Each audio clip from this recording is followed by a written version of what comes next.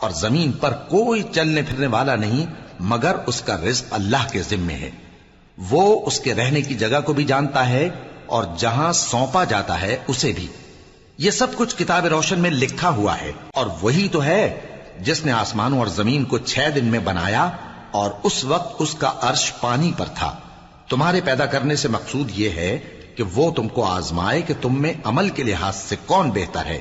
اور اے نبی، اگر تم کہو کہ تم لوگ مرنے کے بعد زندہ کر کے اٹھائے جاؤ گے تو کافر کہہ دیں گے کہ یہ تو کھلا جادو ہوا.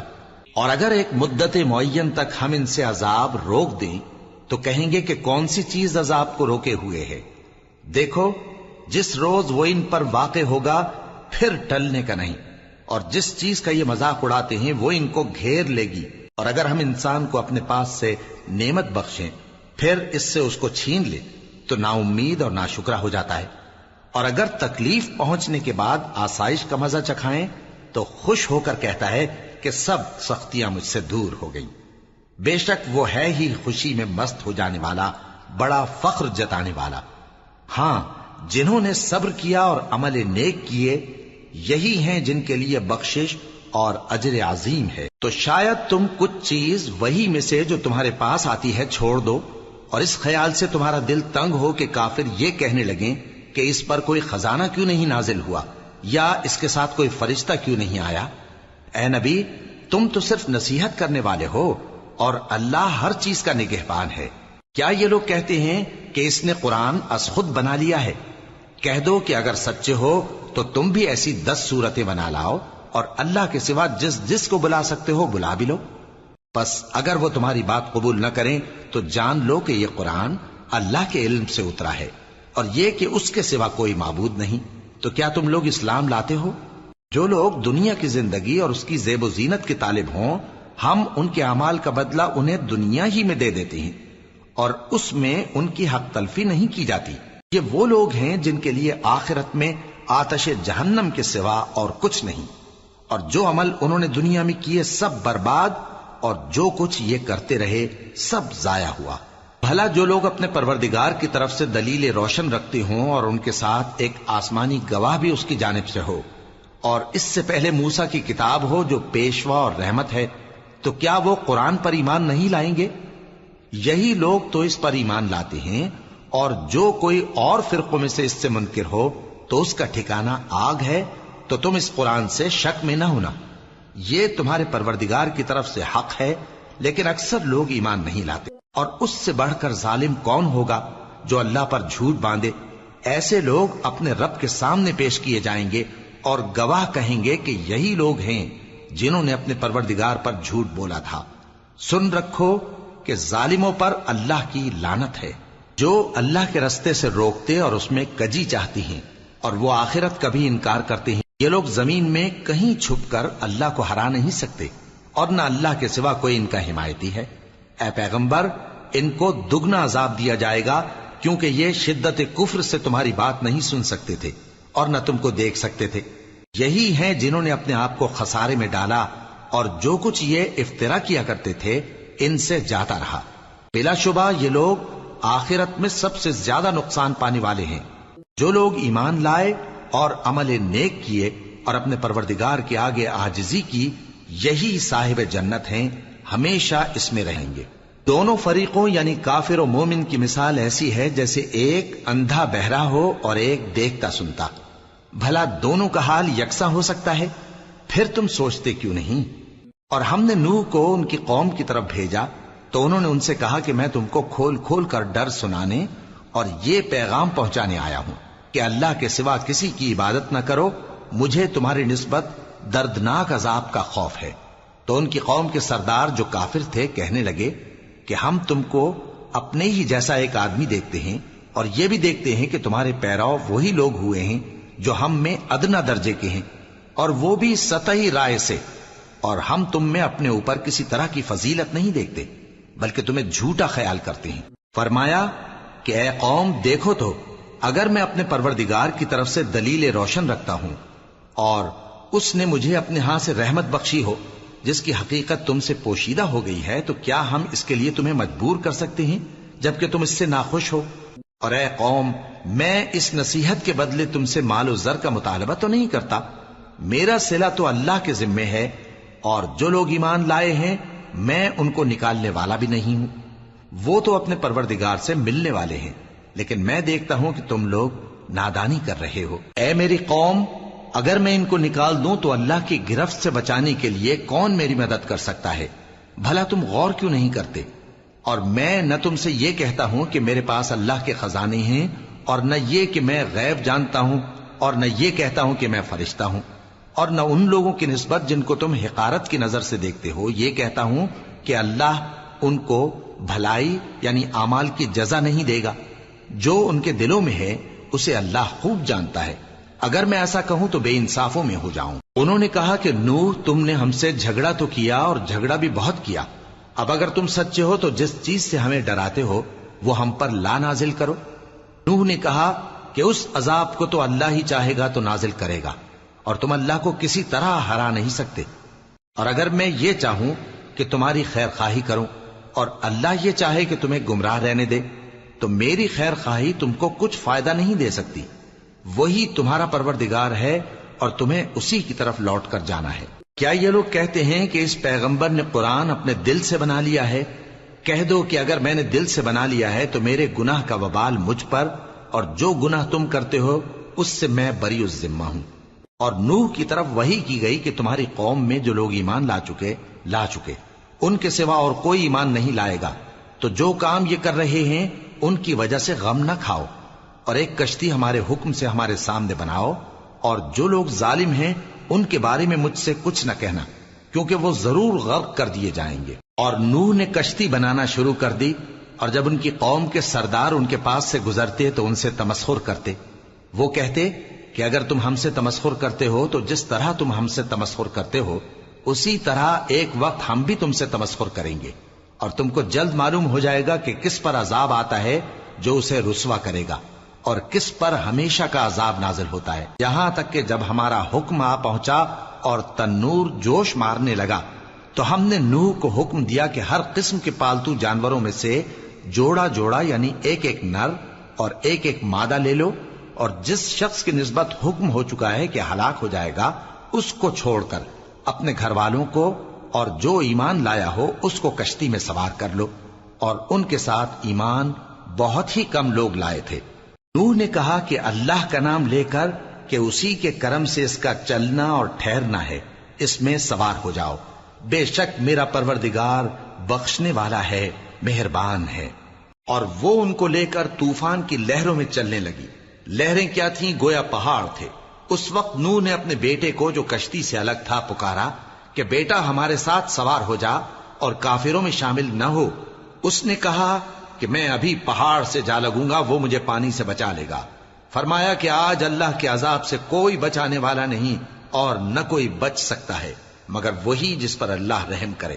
اتنے میں دونوں کے درمیان لہر حائل ہو گئی اور وہ ڈوب کر رہ گیا، اور حکم دیا گیا کہ اے زمین اپنا پانی نگل جا اور اے آسمان تھم جا، اور پانی خشک ہو گیا اور کام تمام کر دیا گیا، اور کشتی کوہ جودی پر جا ٹھہری، اور کہہ دیا گیا کہ بے انصاف لوگوں پر لعنت۔ اور نوح نے اپنے پروردگار کو پکارا اور کہا کہ پروردگار، میرا بیٹا بھی میرے گھر والوں میں ہے، تو اس کو بھی نجات دے، تیرا وعدہ سچا ہے اور تو بہترین حاکم ہے۔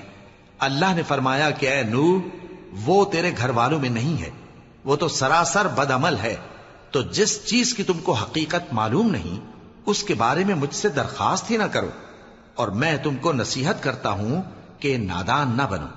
نوح نے کہا پروردگار، میں تجھ سے پناہ مانگتا ہوں کہ ایسی چیز کی تجھ سے درخواست کروں جس کی حقیقت مجھے معلوم نہیں، اور اگر تو مجھے نہیں بخشے گا اور مجھ پر رحم نہیں فرمائے گا تو میں تباہ ہو جاؤں گا۔ حکم ہوا کہ نوح ہماری طرف سے سلامتی اور برکتوں کے ساتھ جو تم پر اور تمہارے ساتھ کی جماعتوں پر نازل کی گئی ہیں اتر آؤ، اور کچھ اور جماعتیں ہوں گی جن کو ہم دنیا کے فوائد سے بہرہ مند کریں گے، پھر ان کو ہماری طرف سے عذاب علیم پہنچے گا۔ یہ حالات غیب کی خبروں میں سے ہیں جو ہم تمہاری طرف بھیجتے ہیں، اور اس سے پہلے نہ تم ہی ان کو جانتے تھے اور نہ تمہاری قوم ہی ان سے واقف تھی، تو صبر کرو کہ انجام پرہیزگاروں ہی کا بھلا ہے۔ اور ہم نے قوم عاد کی طرف ان کے بھائی ہود کو بھیجا. انہوں نے کہا اے میری قوم اللہ ہی کی عبادت کرو، اس کے سوا تمہارا کوئی معبود نہیں. تم شرک کر کے اللہ پر محض بہتان باندھتے ہو. میری قوم میں اس واض و نصیحت کا تم سے کچھ صلہ نہیں مانگتا.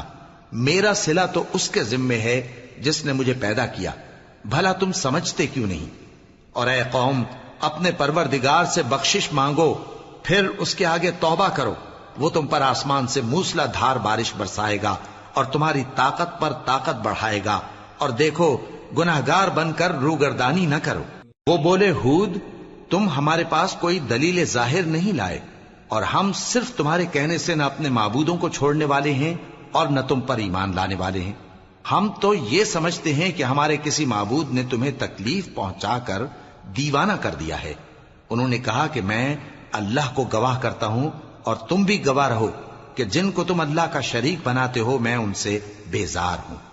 یعنی جن کی اللہ کے سوا عبادت کرتے ہو تو تم سب مل کر میرے بارے میں جو تدبیر کرنی چاہو کر لو اور مجھے مہلت نہ دو. میں اللہ پر جو میرا اور تمہارا سب کا پروردگار ہے بھروسہ رکھتا ہوں. زمین پر جو چلنے پھرنے والا ہے وہ اللہ کے قبضہ قدرت میں ہے. بے شک میرا پروردگار سیدھے رستے پر ہے. اب اگر تم روگردانی کرو گے تو جو پیغام میرے ذریعے تمہاری طرف بھیجا گیا ہے وہ میں نے تمہیں پہنچا دیا ہے، اور میرا پروردگار تمہاری جگہ اور لوگوں کو لا بسائے گا، اور تم اللہ کا کچھ بھی نہیں بگاڑ سکو گے. میرا پروردگار تو ہر چیز پر نگہبان ہے. اور جب ہمارا حکم عذاب آ پہنچا تو ہم نے ہود کو اور جو لوگ ان کے ساتھ ایمان لائے تھے ان کو اپنی مہربانی سے بچا لیا اور انہیں عذاب شدید سے نجات دی. یہ وہی قوم عاد ہے جس نے اللہ کی نشانیوں سے انکار کیا اور اس کے پیغمبروں کی نافرمانی کی اور ہر سرکش و متکبر کا کہا مانا. اور اس دنیا میں بھی لعنت ان کے پیچھے لگی رہی اور قیامت کے دن بھی لگی رہے گی. دیکھو قوم عاد نے اپنے پروردگار سے کفر کیا، اور سن رکھو قوم عاد پر پھٹکار ہے جو ہود کی قوم تھی. اور قوم سمود کی طرف ان کے بھائی صالح کو بھیجا تو انہوں نے کہا اے قوم اللہ ہی کی عبادت کرو، اس کے سوا تمہارا کوئی معبود نہیں. اسی نے تم کو زمین سے پیدا کیا اور اس میں آباد کیا، تو اس سے مغفرت مانگو اور اس کے آگے توبہ کرو. بے شک میرا پروردگار نزدیک بھی ہے اور دعا کا قبول کرنے والا بھی ہے.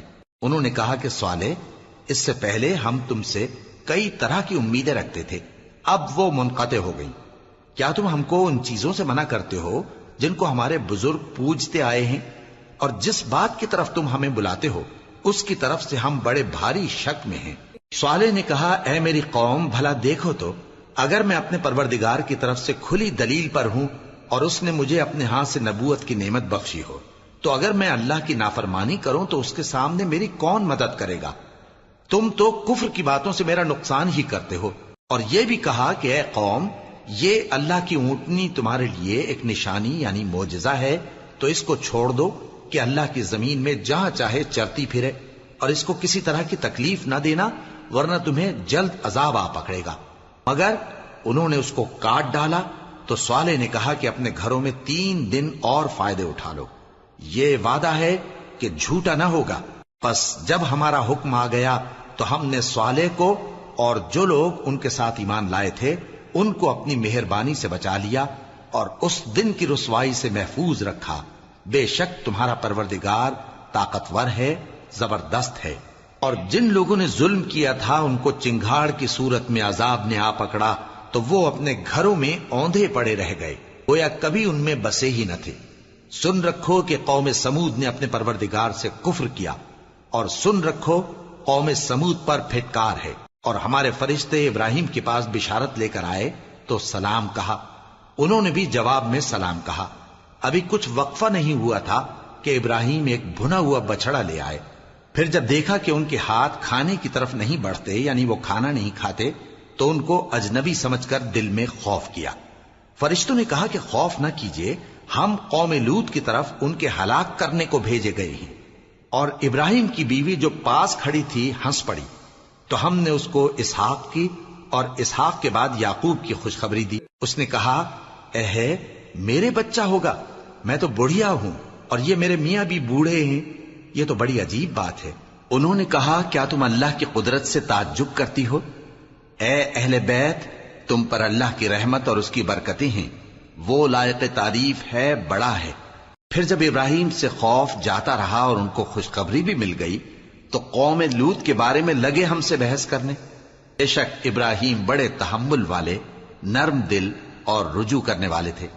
اے ابراہیم، اس بات کو جانے دو، تمہارے پروردگار کا حکم آ پہنچا ہے اور ان لوگوں پر عذاب آنے والا ہے جو کبھی نہیں ٹلنے کا۔ اور جب ہمارے فرشتے لوط کے پاس آئے تو وہ ان کے آنے سے غمناک اور تنگ دل ہوئے اور کہنے لگے کہ آج کا دن بڑی مشکل کا دن ہے۔ اور لوط کی قوم کے لوگ ان کے پاس بے تحاشا دوڑتے ہوئے آئے اور یہ لوگ پہلے ہی سے انتہائی بےہودہ حرکتیں کیا کرتے تھے۔ لوط نے کہا کہ اے بھائیو، یہ جو میری قوم کی لڑکیاں ہیں یہ تمہارے لیے جائز اور پاک ہیں، تو اللہ سے ڈرو اور میرے مہمانوں کے بارے میں مجھے بے آبرو نہ کرو۔ کیا تم میں کوئی بھی شائستہ آدمی نہیں؟ وہ بولے تم کو معلوم ہے کہ تمہاری ان بیٹیوں کی ہمیں کچھ حاجت نہیں، اور جو ہماری غرض ہے اسے تم خوب جانتے ہو۔ لوط نے کہا اے کاش مجھ میں تمہارے مقابلے کی طاقت ہوتی یا میں کسی مضبوط قلعے میں پناہ لے لیتا۔ فرشتوں نے کہا اے لوط، ہم تمہارے پروردگار کے فرشتے ہیں، یہ لوگ ہرگز تم تک نہیں پہنچ سکیں گے، تو کچھ رات رہے سے اپنے گھر والوں کو لے کر چل دو اور تم میں سے کوئی شخص پیچھے مڑ کر نہ دیکھے مگر تمہاری بیوی کے جو آفت ان پر پڑنے والی ہے وہی اس پر بھی پڑے گی۔ ان کے عذاب کے وعدے کا وقت صبح ہے، اور کیا صبح کچھ دور ہے؟ پھر جب ہمارا حکم آیا ہم نے اس بستی کو الٹ کر نیچے اوپر کر دیا اور ان پر پتھر کی تہ بتہ کنکریاں برسائیں جن پر تمہارے پروردگار کے ہاں سے نشان کیے ہوئے تھے، اور وہ بستی ان ظالموں سے کچھ دور نہیں۔ اور مدین کی طرف ان کے بھائی شعیب کو بھیجا تو انہوں نے کہا کہ اے قوم، اللہ ہی کی عبادت کرو کہ اس کے سوا تمہارا کوئی معبود نہیں، اور ناپ اور تول میں کمی نہ کیا کرو، میں تو تم کو آسودہ حال دیکھتا ہوں، اور اگر تم ایمان نہ لاؤ گے تو مجھے تمہارے بارے میں ایک ایسے دن کے عذاب کا خوف ہے جو تم کو گھیر کر رہے گا۔ اور اے میری قوم، ناپ اور تول انصاف کے ساتھ پوری پوری کیا کرو، اور لوگوں کو ان کی چیزیں کم نہ دیا کرو، اور زمین میں خرابی کرتے نہ پھرو۔ اگر تم کو میرے کہنے کا یقین ہو تو اللہ کا دیا ہوا نفع ہی تمہارے لیے بہتر ہے، اور میں تمہارا نگہبان نہیں ہوں۔ انہوں نے کہا اے شعیب، کیا تمہاری نماز تمہیں یہ سکھاتی ہے کہ جن کو ہمارے باپ دادا پوجتے آئے ہیں ہم ان کو ترک کر دیں، یا اپنے مال میں تصرف کرنا چاہیں تو نہ کریں؟ تم تو بڑے نرم دل اور بڑے سیدھے ہو۔ انہوں نے کہا کہ اے قوم، دیکھو تو اگر میں اپنے پروردگار کی طرف سے دلیل روشن پر ہوں اور اس نے اپنے ہاں سے مجھے نیک روزی دی ہو تو کیا میں اپنا فرض ادا نہ کروں؟ اور میں نہیں چاہتا کہ جس بات سے میں تمہیں منع کروں خود اس کو کرنے لگوں۔ میں تو جہاں تک مجھ سے ہو سکے تمہارے معاملات کی اصلاح چاہتا ہوں، اور اس بارے میں مجھے توفیق کا ملنا اللہ ہی کے فضل سے ہے۔ میں اسی پر بھروسہ رکھتا ہوں اور اسی کی طرف رجوع کرتا ہوں۔ اور اے قوم، میری مخالفت تم سے کوئی ایسا کام نہ کرا دے کہ جیسی مصیبت نوح کی قوم یا ہود کی قوم یا صالح کی قوم پر واقع ہوئی تھی ویسی ہی مصیبت تم پر واقع ہو۔ اور لوط کی قوم کا زمانہ تو تم سے کچھ دور نہیں، اور اپنے پروردگار سے بخشش مانگو اور اس کے آگے توبہ کرو، بے شک میرا پروردگار بڑا مہربان ہے، بہت محبت کرنے والا ہے۔ انہوں نے کہا کہ شعیب، تمہاری بہت سی باتیں ہماری سمجھ میں نہیں آتی، اور ہم دیکھتے ہیں کہ تم ہم میں کمزور بھی ہو، اور اگر تمہارے بھائی بند نہ ہوتے تو ہم تم کو سنسار کر دیتے، اور تم ہم پر کسی طرح بھی غالب نہیں ہو۔ انہوں نے کہا کہ اے قوم، کیا میرے بھائی بندوں کا دباؤ تم پر اللہ سے زیادہ ہے، اور اس کو تم نے پیٹھ پیچھے ڈال رکھا ہے؟ میرا پروردگار تو تمہارے سب اعمال کا احاطہ کیے ہوئے ہے۔ اور اے قوم، تم اپنی جگہ کام کیے جاؤ، میں اپنی جگہ کام کیے جاتا ہوں۔ تم کو ان قریب معلوم ہو جائے گا کہ رسوا کرنے والا عذاب کس پر آتا ہے اور جھوٹا کون ہے، اور تم بھی انتظار کرو، میں بھی تمہارے ساتھ انتظار کرتا ہوں۔ اور جب ہمارا حکم آ پہنچا تو ہم نے شعیب کو اور جو لوگ ان کے ساتھ ایمان لائے تھے ان کو تو اپنی رحمت سے بچا لیا، اور جو ظالم تھے ان کو چنگھاڑ نے آ دبوچا، تو وہ اپنے گھروں میں اوندھے پڑے رہ گئے، گویا ان میں کبھی بسے ہی نہ تھے۔ سن رکھو کہ مدین پر ویسی ہی پھٹکار ہے جیسی سمود پر پھٹکار تھی۔ اور ہم نے موسیٰ کو اپنی نشانیاں اور دلیل روشن دے کر بھیجا فرعون اور اس کے سرداروں کی طرف، تو وہ فرعون ہی کے حکم پر چلتے رہے، حالانکہ فرعون کا حکم درست نہیں تھا۔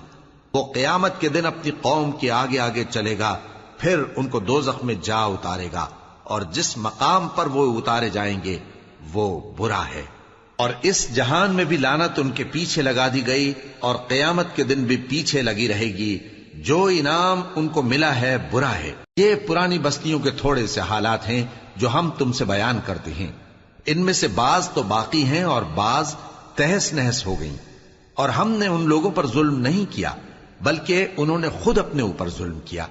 غرض جب تمہارے پروردگار کا حکم آ پہنچا تو جن معبودوں کو وہ اللہ کے سوا پکارا کرتے تھے وہ ان کے کچھ بھی کام نہ آئے، اور بربادی کے سوا انہیں اور کچھ نہ دے سکے۔ اور تمہارا پروردگار جب نافرمان بستیوں کو پکڑا کرتا ہے تو اس کی پکڑ اسی طرح کی ہوتی ہے، بے شک اس کی پکڑ دکھ دینے والی سخت ہے۔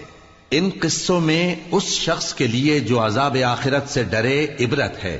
یہ وہ دن ہوگا جس میں سب اکٹھے کیے جائیں گے، اور یہی وہ دن ہوگا جس میں سب اللہ کے روبرو حاضر کیے جائیں گے، اور ہم اس کے لانے میں ایک وقت معین تک تاخیر کر رہے ہیں۔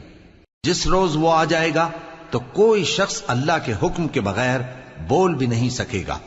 پھر ان میں سے کچھ بدبخت ہوں گے اور کچھ نیک بخت۔ تو جو بدبخت ہوں گے وہ دوزخ میں ڈال دیے جائیں گے، اس میں ان کو چلانا اور دھاڑنا ہوگا۔ جب تک آسمان و زمین ہیں وہ اسی میں رہیں گے مگر جتنا تمہارا پروردگار چاہے، بے شک تمہارا پروردگار جو چاہتا ہے کر دیتا ہے۔ اور جو نیک بخت ہوں گے وہ بہشت میں داخل کیے جائیں گے، اور جب تک آسمان اور زمین ہیں ہمیشہ اسی میں رہیں گے مگر جتنا تمہارا پروردگار چاہے۔ یہ اللہ کی بخشش ہے جو کبھی منقطع نہیں ہوگی۔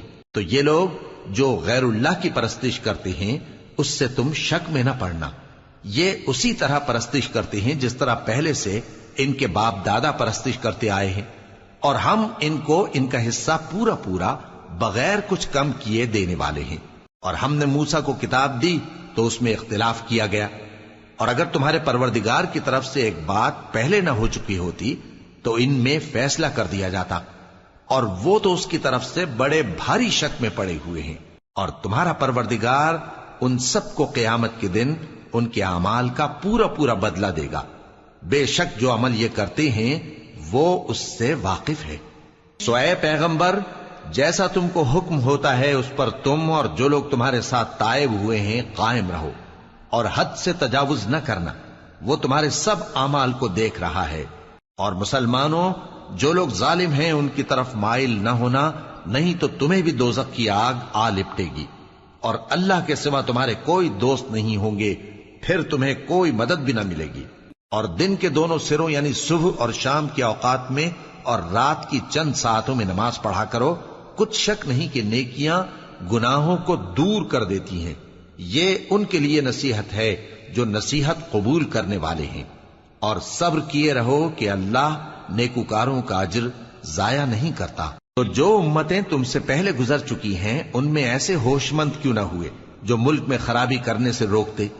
ہاں، ایسے تھوڑے سے تھے جن کو ہم نے ان میں سے نجات بخشی، اور جو ظالم تھے وہ انہی باتوں کے پیچھے لگے رہے جن میں عیش و آرام تھا، اور وہ گناہوں میں ڈوبے ہوئے تھے۔ اور تمہارا پروردگار ایسا نہیں ہے کہ بستیوں کو جبکہ وہاں کے باشندے نیکوکار ہوں از راہ ظلم تباہ کر دے۔ اور اگر تمہارا پروردگار چاہتا تو تمام لوگوں کو ایک ہی جماعت کر دیتا، اور وہ برابر اختلاف کرتے رہیں گے، مگر جن پر تمہارا پروردگار رحم فرمائے، اور اسی لیے اس نے ان کو پیدا کیا ہے۔ اور تمہارے پروردگار کا قول پورا ہو گیا کہ میں دوزخ کو جنوں اور انسانوں سب سے بھر دوں گا۔ اور اے نبی اور پیغمبروں کے وہ سب حالات جو ہم تم سے بیان کرتے ہیں ان سے ہم تمہارے دل کو جمائے رکھتے ہیں، اور ان حالات میں تمہارے پاس حق پہنچ گیا، اور یہ مومنوں کے لیے نصیحت اور عبرت ہے۔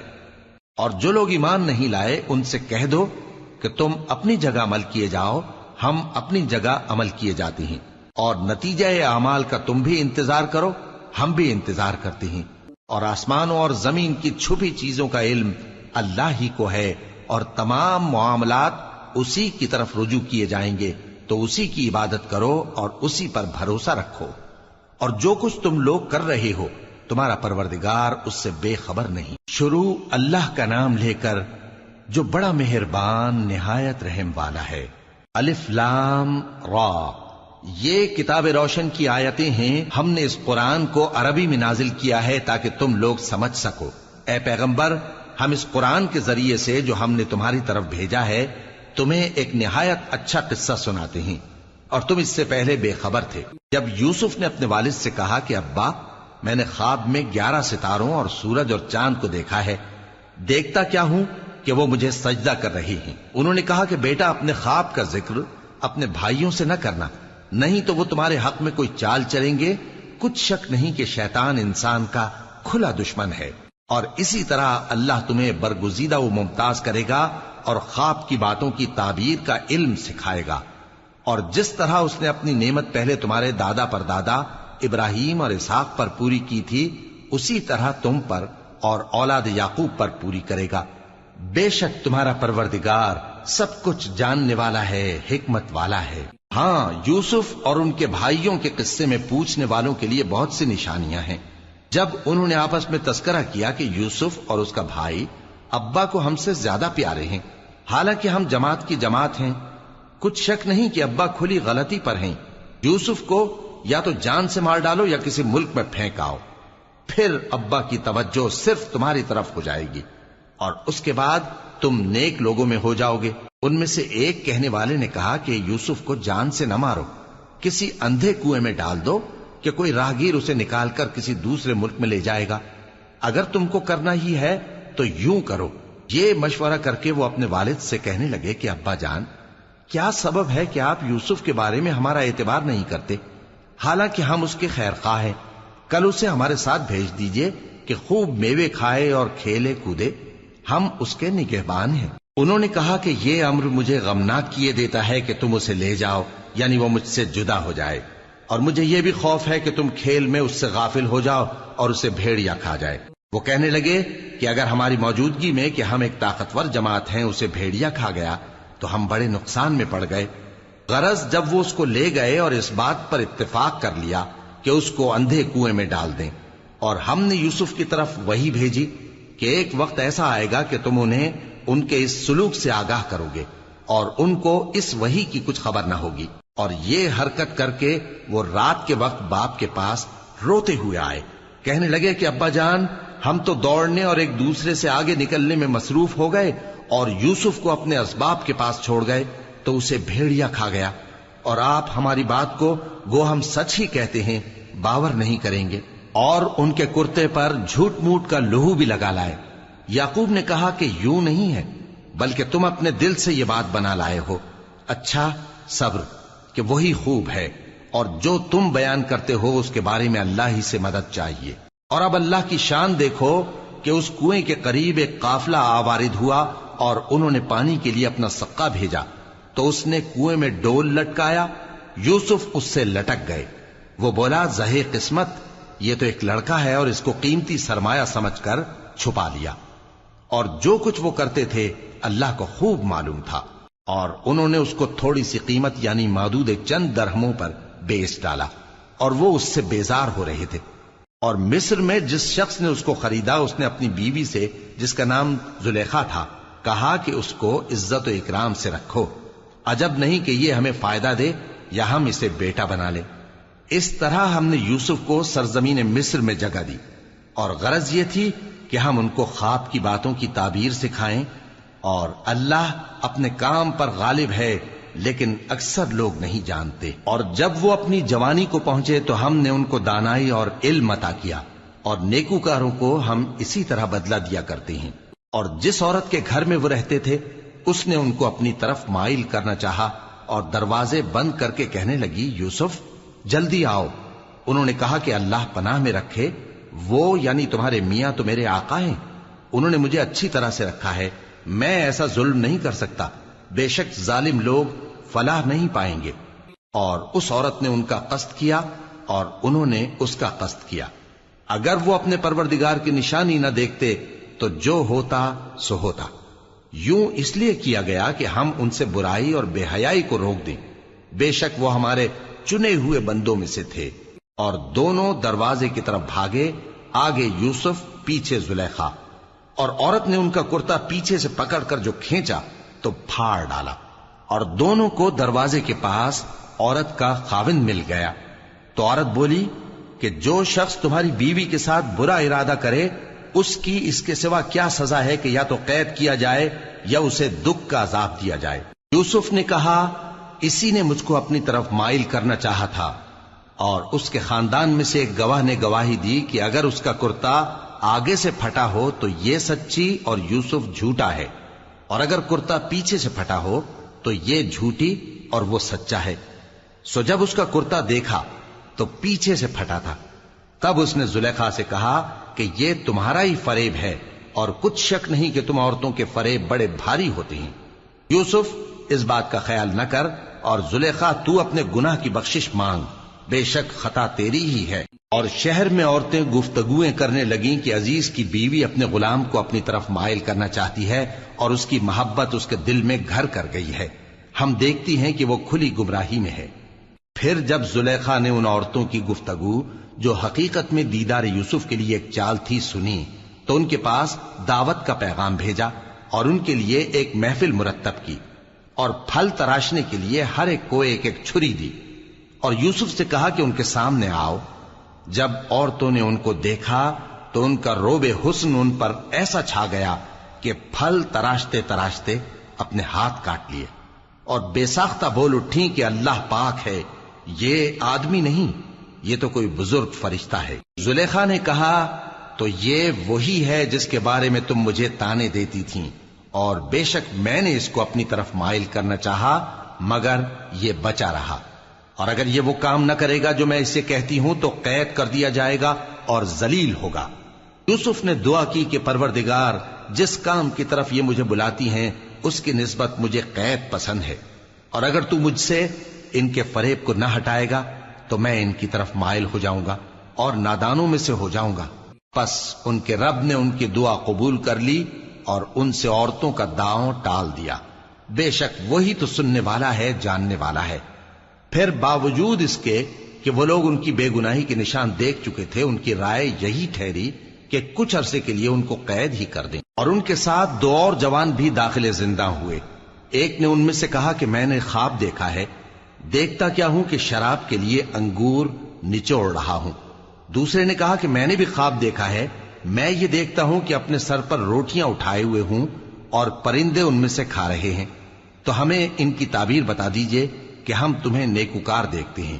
یوسف نے کہا کہ جو کھانا تم کو ملنے والا ہے وہ آنے نہیں پائے گا کہ میں اس سے پہلے تم کو اس کی تعبیر بتا دوں گا۔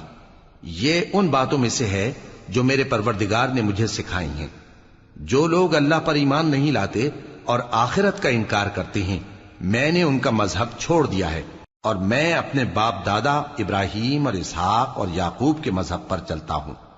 ہمیں شایع نہیں ہے کہ کسی چیز کو اللہ کے ساتھ شریک بنائیں، یہ اللہ کا فضل ہے ہم پر بھی اور لوگوں پر بھی، لیکن اکثر لوگ شکر نہیں کرتے۔ اے میرے قید خانے کے رفیقو، بھلا کئی جدا جدا آقا اچھے یا اللہ جو اکیلا ہے سب پر غالب ہے؟ جن چیزوں کی تم اللہ کے سوا پرستش کرتے ہو وہ صرف نام ہی نام ہیں جو تم نے اور تمہارے باپ دادا نے رکھ لیے ہیں، اللہ نے ان کی کوئی سند نازل نہیں کی۔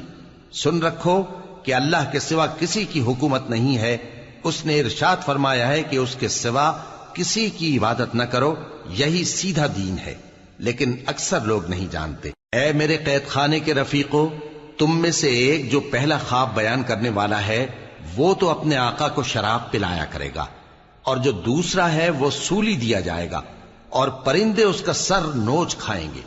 جو بات تم مجھ سے پوچھتے تھے وہ فیصل ہو چکی ہے، اور ان دونوں میں سے جس کی نسبت یوسف نے خیال کیا کہ وہ رہائی پا جائے گا، اس سے کہا کہ اپنے آقا سے میرا ذکر بھی کر دینا۔